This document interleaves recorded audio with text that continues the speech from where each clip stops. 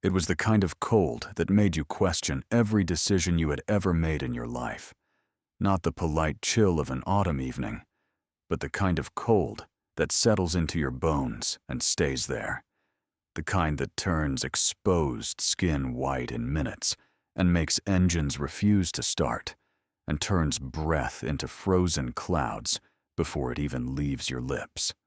This was northern Minnesota in January of 2003, and the temperature had dropped to 22 degrees below zero 3 nights in a row.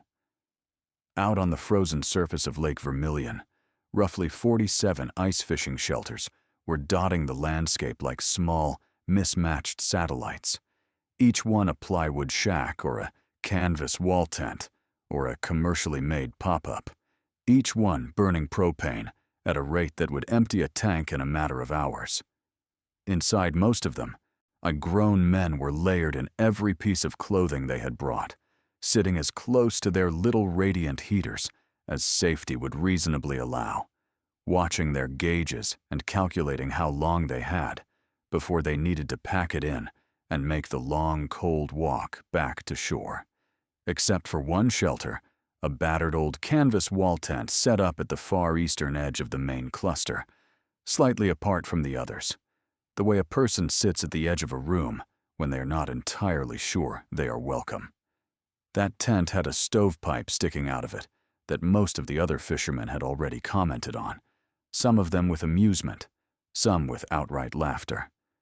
Inside it, a 31-year-old machinist from Duluth named Daniel Voss was sitting in a camp chair in a flannel shirt, no jacket, no hat, on watching a walleye indicator and feeling genuinely warm for the first time all week. He had not spent more on fuel than the others. He had not brought a bigger heater. What Daniel had built over the preceding 2 years, in a garage that his wife had mostly given up on sharing with their car, was something that most of the other fishermen on that lake had already decided was a waste of time. A homemade radiant mass heater, small enough to fit inside a wall tent, built from salvaged materials, designed around principles that had been used in traditional European and Asian heating systems for centuries, principles that most modern outdoor enthusiasts had never heard of. His neighbors had joked about it. His coworkers at the machine shop had called it a hobby project, and the way people say hobby project when they really mean obsession that is going nowhere. One of his oldest friends had flat out told him over a beer that if it worked, someone would have already built it and been selling it at Cabela's.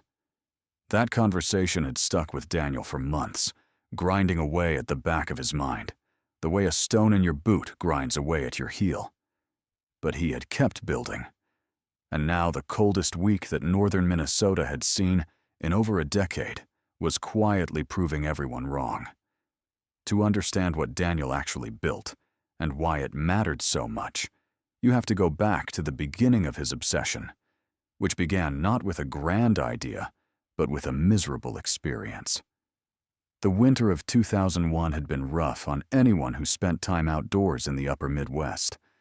Daniel had been ice fishing since his grandfather first took him out on a hand-drilled hole at the age of 7, and in all those years, he had never felt like he had actually solved the problem of staying warm cheaply and safely over a long stretch of time. You were always choosing between burning through fuel at a rate that made the hobby expensive, or sitting there cold and distracted and counting the hours until you could reasonably call it a day.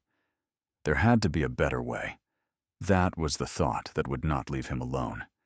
He had started reading, which led to more reading, which led to the kind of rabbit hole that takes over your evenings and your weekends and makes your wife ask at dinner whether you are going to come back to the real world anytime soon.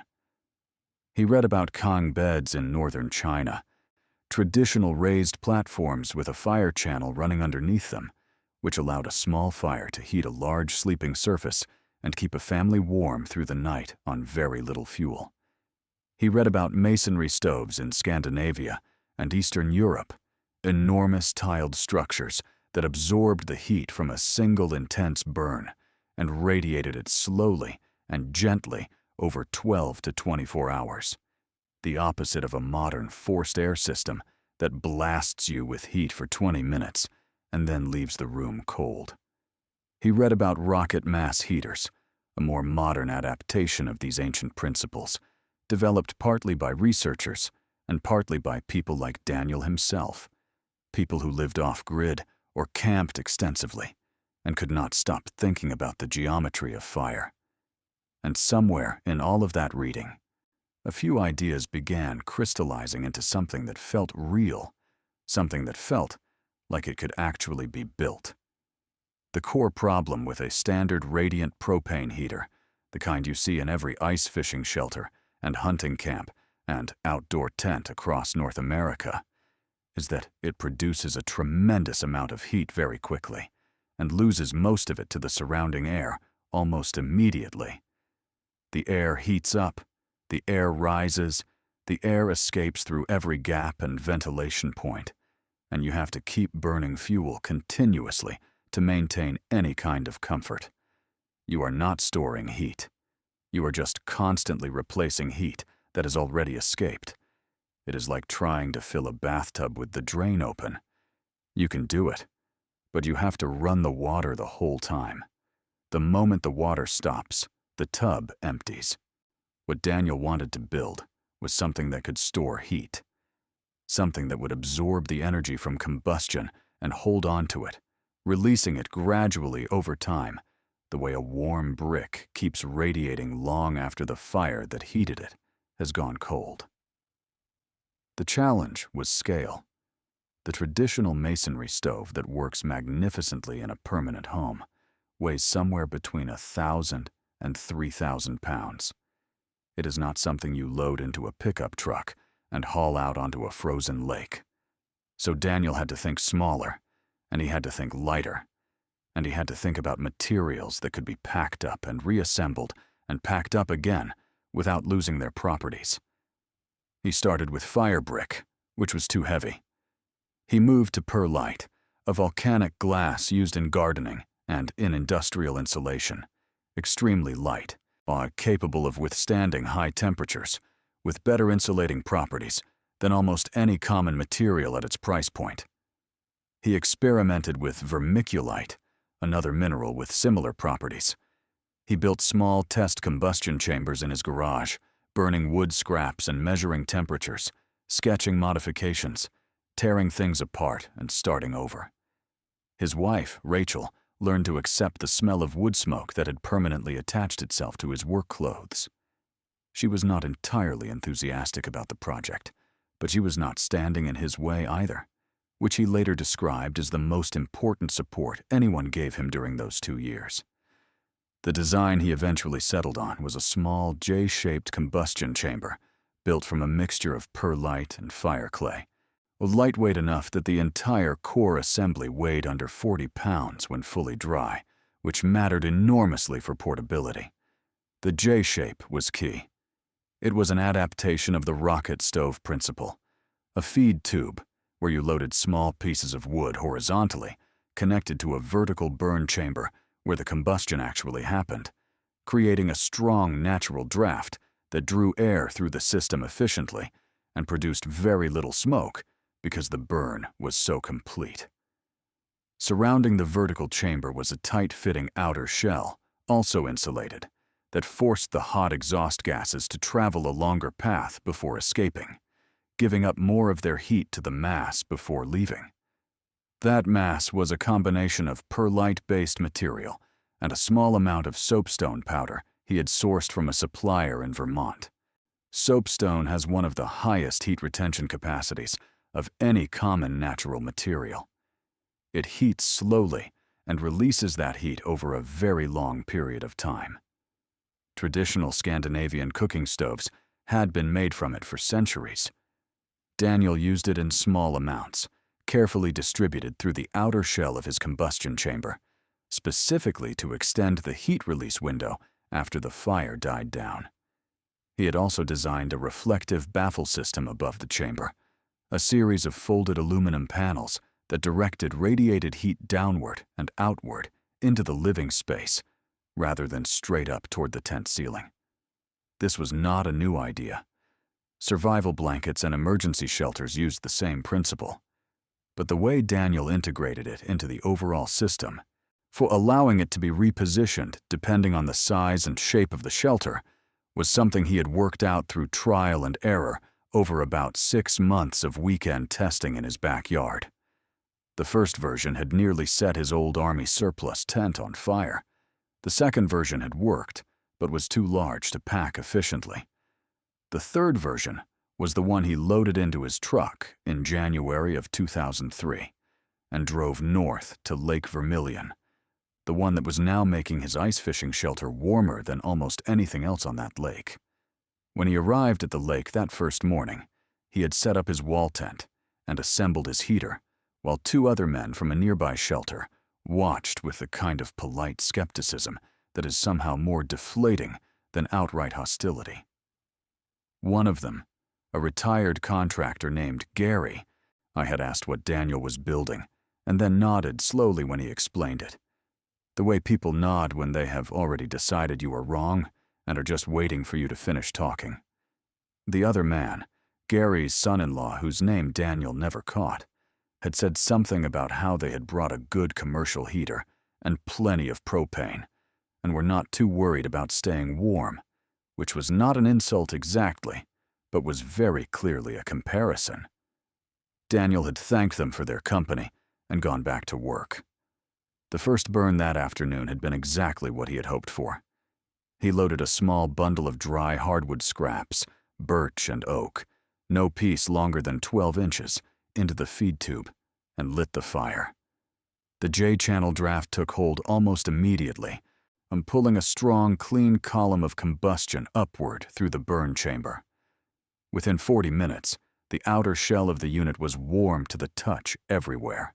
Not scorching, not dangerous, just warm. The way a radiator in an old house is warm, an even pervasive warmth that spreads through a space without creating hot spots or cold zones. He burned that fire for about 90 minutes total, using roughly the same volume of wood you might burn in a campfire for 20 minutes. Then he let it die down, and the heat stayed. Not fully, not perfectly, but meaningfully. The outer mass of his unit continued radiating for nearly 4 hours after the last piece of wood had gone to ash. The tent, which was not a large space, held at a comfortable temperature without any active combustion for that entire period. When the temperature began dropping again, he ran another small fire for an hour, and the cycle repeated. Over the course of a full day and evening, he used less than a quarter of the wood he had budgeted, and he never once felt cold. The second morning, Gary came over. He had gotten up twice in the night to refill his propane tank, which he had not been expecting to need to do, and his shelter was still drafty despite the heater running. He stood outside Daniel's tent for a moment, and Daniel, who had heard the footsteps on the ice, called out for him to come in.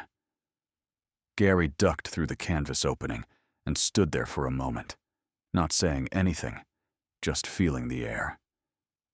It was warm in a way that Gary's shelter was not warm. Not the fierce, dry heat of a propane blast, but something quieter and more even. A warmth that seemed to come from the walls and the floor as much as the air. The little perlite and soapstone unit in the corner was not even burning at that moment. It was just sitting there, still radiating the heat it had absorbed hours before. "What is this?" Gary said, and Daniel explained it again, this time without the polite skepticism buffer of someone who had already decided not to listen. Gary sat down in the extra chair and listened for a long time. He asked questions. He touched the outer shell of the heater, held his hand near it, moved it away. He asked about the wood consumption, and Daniel showed him what he had used so far.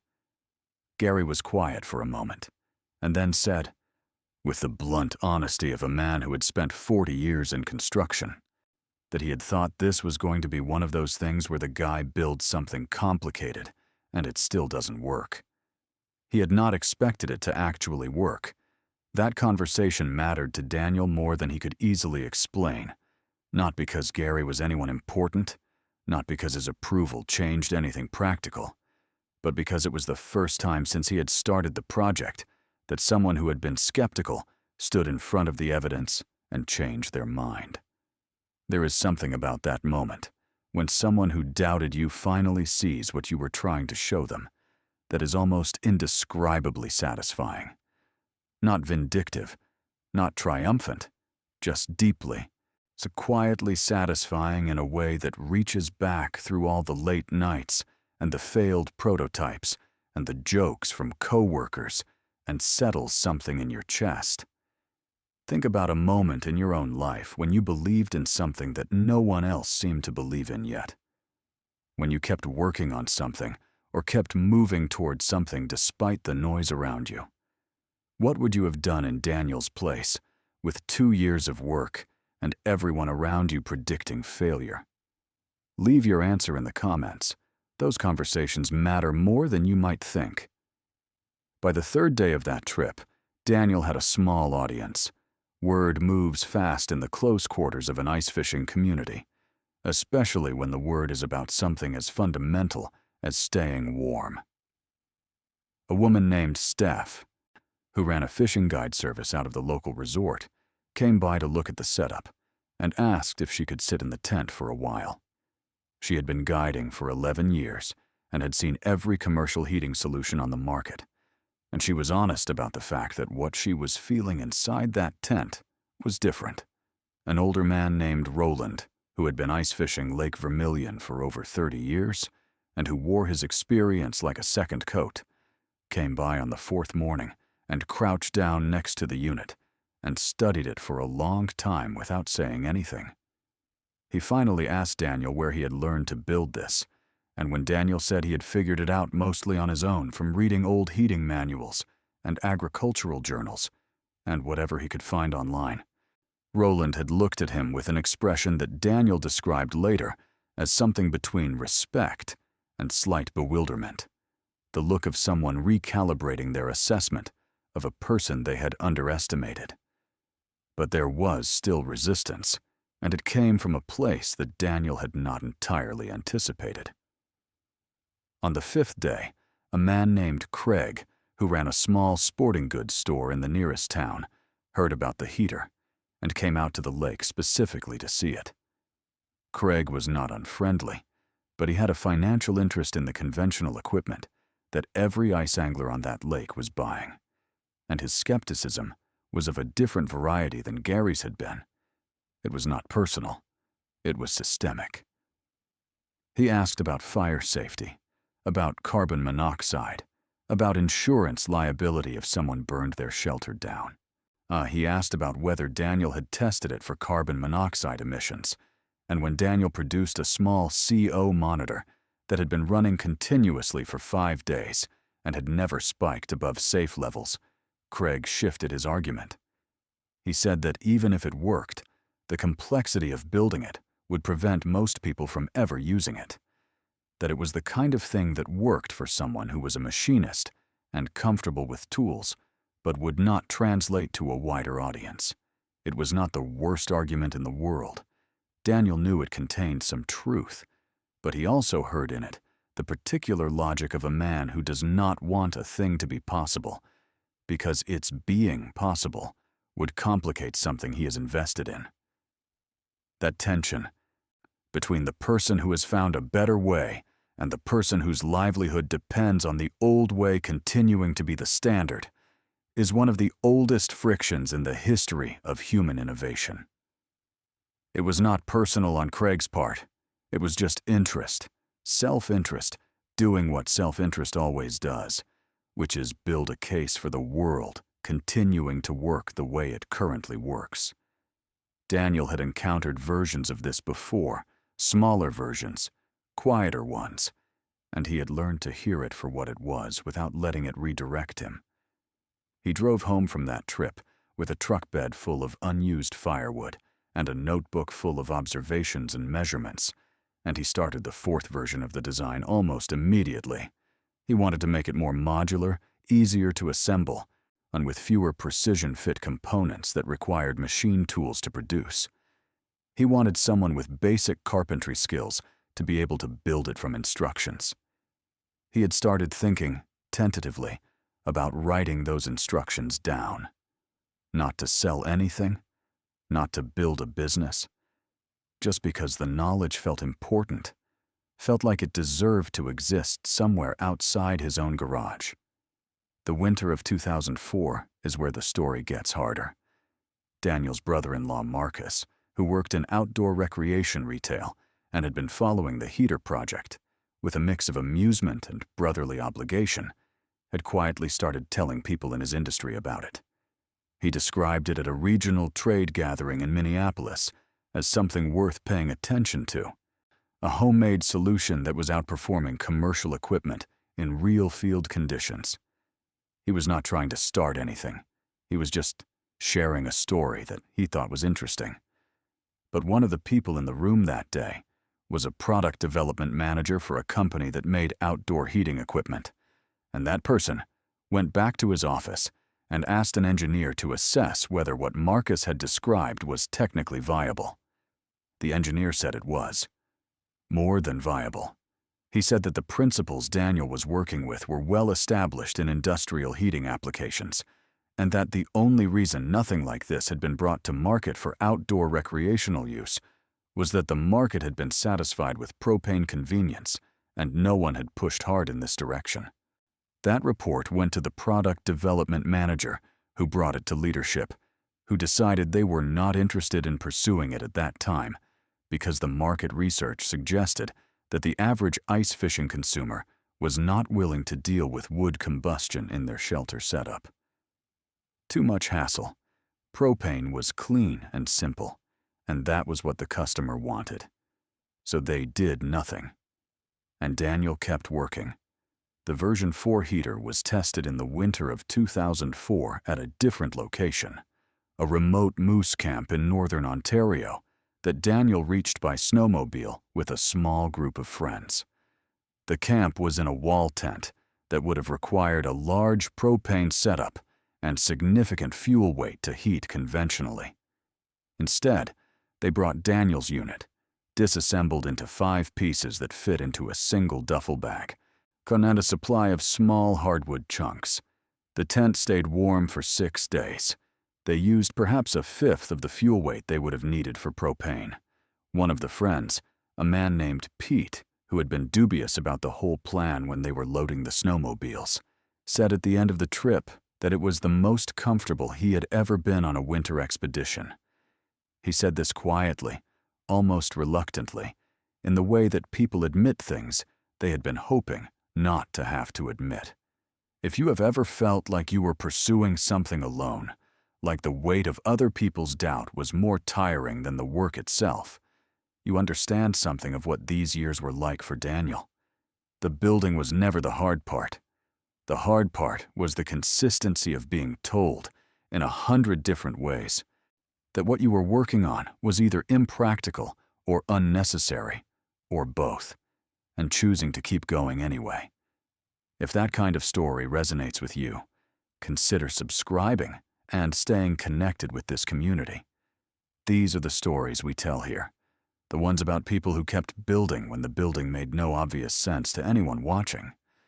The irony is that it was not an ice fishing season that finally brought Daniel's work to widespread attention. It was a disaster. In January of 2007, a severe ice storm followed by a prolonged cold snap hit a wide section of the upper Midwest, knocking out power to tens of thousands of homes across northern Wisconsin and Minnesota. The outage lasted, in some rural areas, for nearly 2 weeks. People who had planned for a day or two of emergency heating found themselves running out of propane, running out of firewood, burning furniture in wood stoves, trying to stay warm in houses that were dropping toward dangerous temperatures. It was the kind of extended emergency that forces you to realize how thin the margin actually is between modern comfort and serious danger. Daniel, whose own home heated primarily with a masonry stove he had built into his basement by this point, was fine. More than fine. He was warm and had plenty of fuel, and was not worried. But he spent most of those 2 weeks driving his truck through his county, delivering firewood, and helping neighbors set up small emergency heating solutions using the same principles he had been developing for 6 years. He set up a modified version of his tent heater in a neighbor's garage, which became a warming station for a dozen families on their road. He helped an elderly couple on the highway who had been surviving in one room with an electric space heater on a generator that was running low on gasoline, rigging a simple radiant mass setup in their kitchen from materials they had on hand. He stayed out late and came home cold and went back out the next morning. He did not post about it anywhere. He did not take photos. He just did it because it needed doing and he knew how. But people noticed. The kind of noticing that happens in small communities, where knowledge of who helped and how spreads through conversation rather than broadcast. A local newspaper in Duluth ran a small piece on improvised heating solutions used during the storm. And Daniel was mentioned by name twice. Someone forwarded that piece to an outdoor writer in Minneapolis who ran a popular gear and survival blog, and that writer reached out to Daniel and asked if he would explain how his heater worked. Daniel said he would, and spent 3 evenings writing it out, the most thorough explanation he had ever put together, with hand-drawn diagrams that his daughter helped him scan and his wife helped him format. The writer published it in March of 2007, and it was shared thousands of times over the following weeks. The emails started coming in after that, some from people who wanted to build one, some from people who had built something similar on their own and wanted to compare notes, and a few from engineers who were curious about the combustion dynamics and had technical questions that Daniel answered as thoroughly as he could, looking things up when he did not know the answer and saying so when he genuinely was not sure. One email came from a researcher at a university in Vermont who studied traditional heating systems and their modern applications, and that exchange became a months-long correspondence that was, as Daniel described it later, the most intellectually exciting thing he had been involved in since he was young enough to think everything was intellectually exciting. There were also negative emails, people who said he was going to get someone killed, people who insisted that wood combustion in enclosed spaces was inherently too dangerous for a recreational setting. Some people who had consulted with fire safety professionals who had concerns. Daniel took these seriously, more seriously than he took the admiring ones, because he understood that the risk of a poorly built version of his system causing a carbon monoxide incident or a fire was real, and was not something he was willing to dismiss for the sake of enthusiasm. He added a section to his instructions, specifically about ventilation requirements and CO monitoring. He added a detailed section on fire safety practices. He recommended specific CO detector models by name. He was not trying to minimize the responsibility that came with sharing knowledge that could be misused by someone who built carelessly.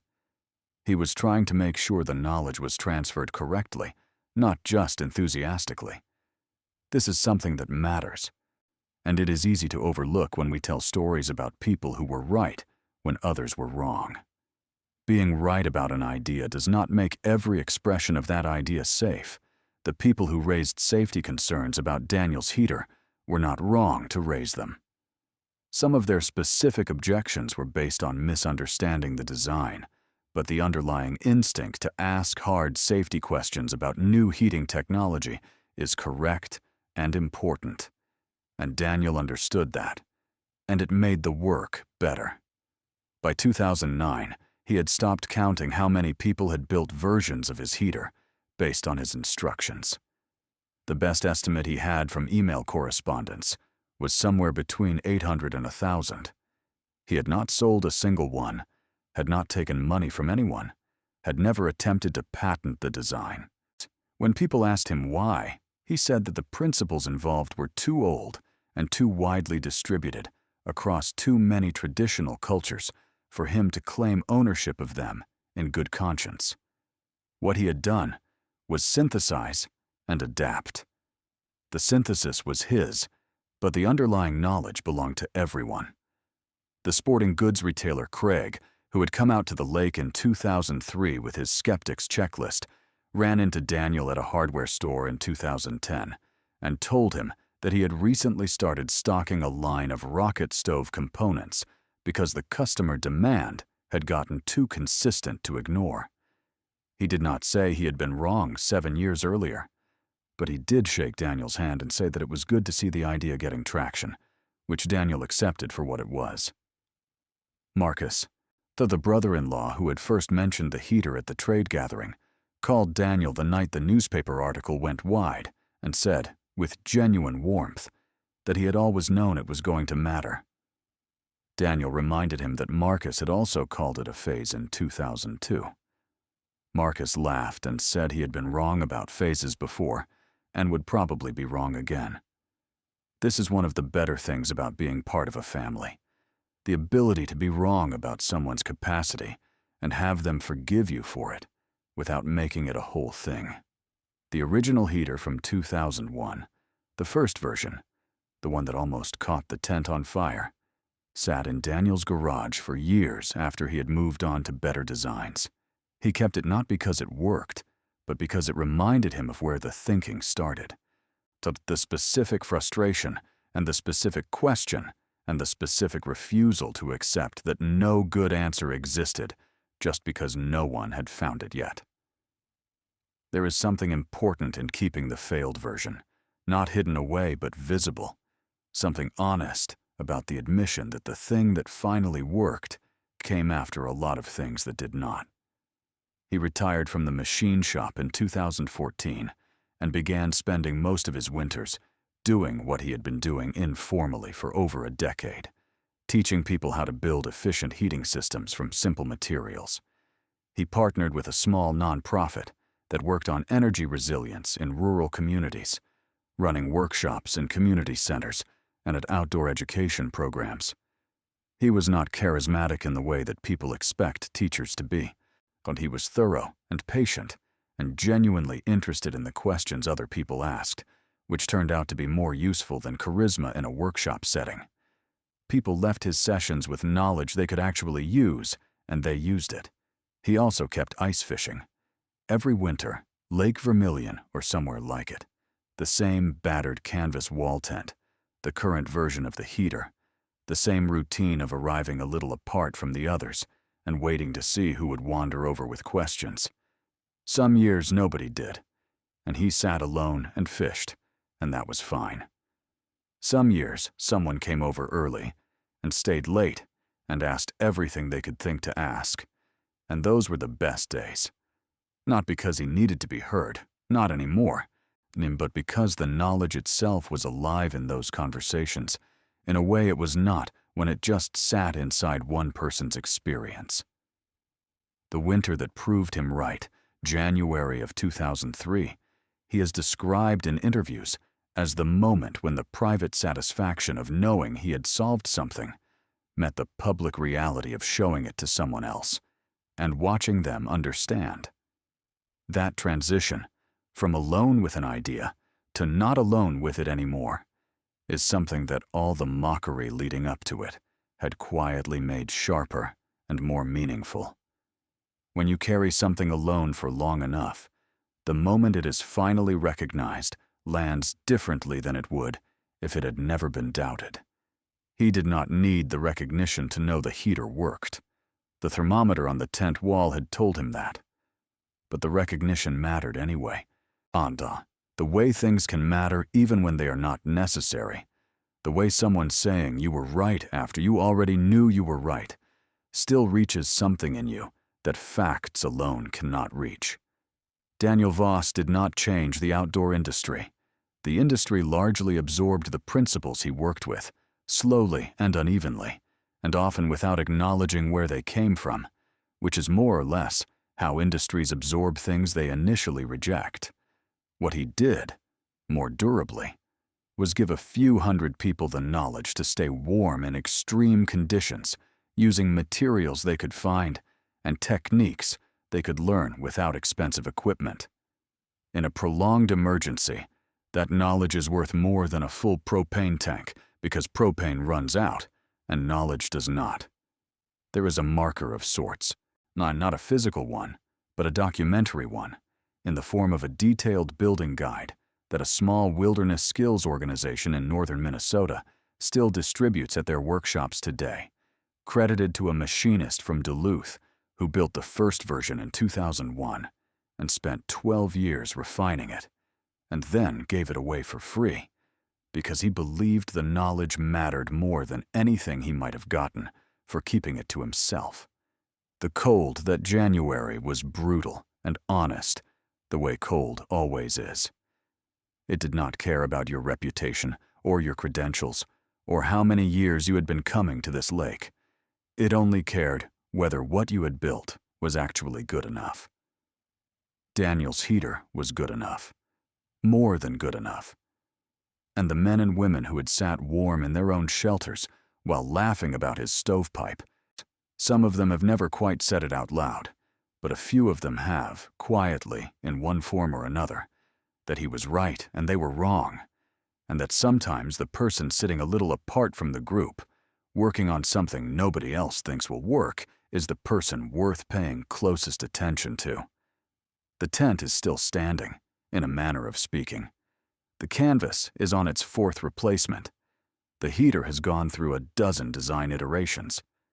But the idea at the center of it, the simple idea that heat can be stored and released slowly, and that you do not have to constantly fight the cold if you build correctly, that idea is exactly as old as the oldest version of it, and exactly as relevant as it ever was. If you stayed until the end of this story, it means something. It means you understand that the most important things are usually not announced loudly. They are built quietly, in garages and on frozen lakes, and in the long hours when the world is not watching, by people who could not stop asking whether there was a better way. Thank you for being here with these stories. There is another one waiting for you on this channel, and if today reminded you that persistence and honest observation matter more than credentials and consensus, that next story will feel familiar too. These are the people worth remembering. These are the moments worth carrying forward.